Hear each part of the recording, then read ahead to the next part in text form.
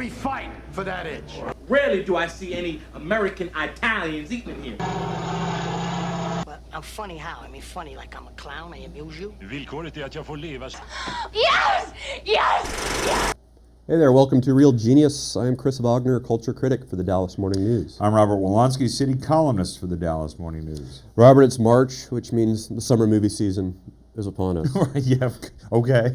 In the form of a Batman v Superman, which I know you were very excited about. I was excited about it, but not as excited as you. Not excited, not excited. The idea of it. The idea of it, the concept of it, the theory of it. The vague, intangible childhood dream of it. Yes, I was excited about it. But knowing who directed it, I was not excited. And then that dream butted up against the cold shore of reality. The 2-hour, deafening, steely touch of a Zack Snyder. Yes. And you actually reviewed this one. I did. For us. You wrote the movie review. Thank you. You gave it a C-. I did, because I felt like a D+ just was a little too mean. That's probably right where I would have been. I was gravely disappointed, I think it is safe to say. I found it very loud and abrasive, mostly incoherent. Thematically, narratively, it just didn't give me much to grab onto. And I'm not the DC Comics guy that you are. You actually know every angle of the mythology and the backstory of this movie, and I'm just sitting there as kind of the movie guy going, wow, this is not very good. Well, it's funny, if I was sitting by myself or not around anybody I knew, but at some point I wish I could have leaned over to somebody and go, I can't believe they jammed in into a dream sequence, the scene where the Flash is on the cosmic treadmill warning of the impending crisis on infinite Earths. And then I realized it was probably time for me to never read a comic book ever again. It's a harsh realization. I can't believe the Omega symbol, Darkseid's not in this movie. What's going on? Ben Affleck's in it, and he's actually pretty good. Yeah, so let's take a look at it, because we know what it is. It's Batman meets Superman meets Wonder Woman. Oh, that people might not know that. What do you mean?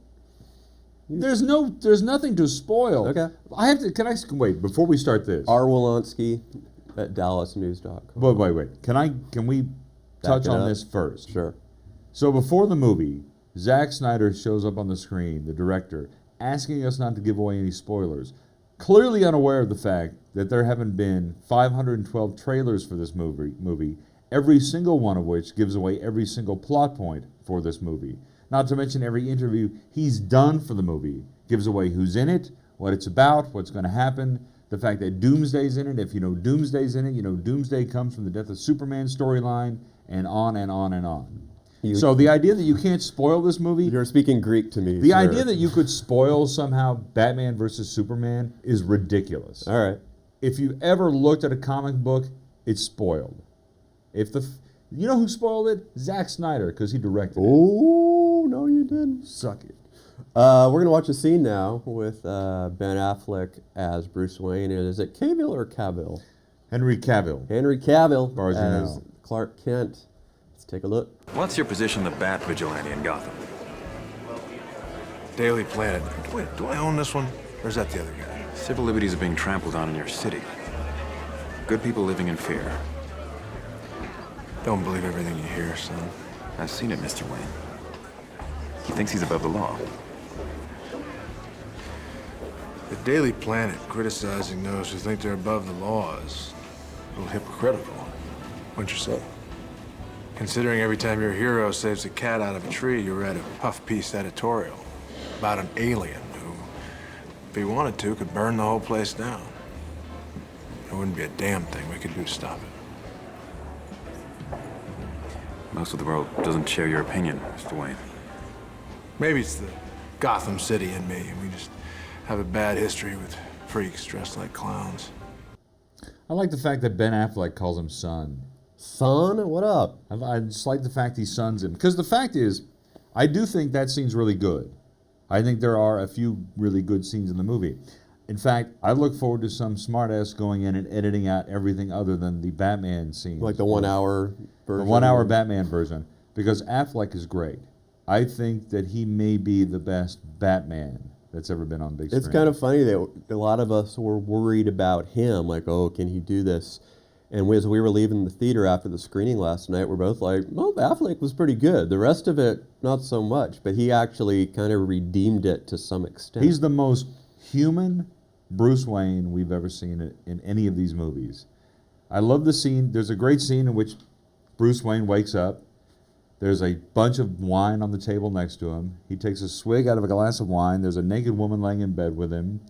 I mean, he looks 3 days into a hangover, and that's what I imagine Batman or Bruce Wayne would be like 20 years into the career, because this is the Batman who's been at it a really long time. He says 20 years of fighting crime. Robin's been killed by the Joker already. Not a spoiler, that's in the trailer. You see the uniform, you see the ha-ha jokes on you, Batman. You see in the trailer, burned down Wayne Manor, the fact that it's been already gutted by whomever. He refers here to the fact that, in Gotham City, they don't like guys in clown costumes. So he's already had a lengthy career fighting the Joker and so forth. And it shows. And he's good. He's kind of smarmy. He's world-weary. He's funny. He's charming. He's all the things that Christian Bale was not as Batman, quite frankly. Those movies were very good.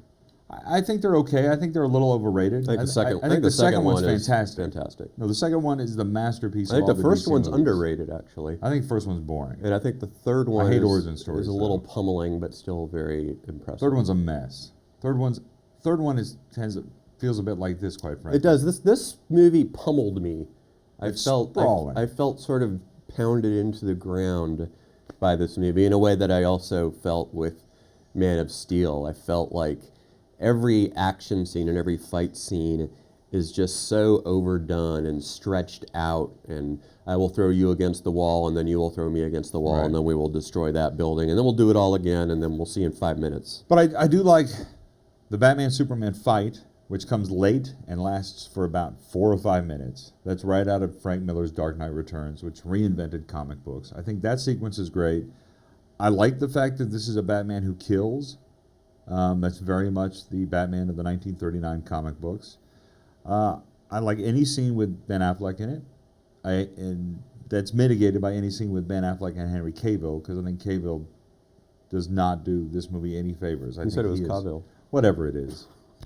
I think he's a boring Superman, and Yeah, that's I do always the too. problem with Superman. Yeah. I will say that I thought it did some interesting stuff with Superman's identity as the alien.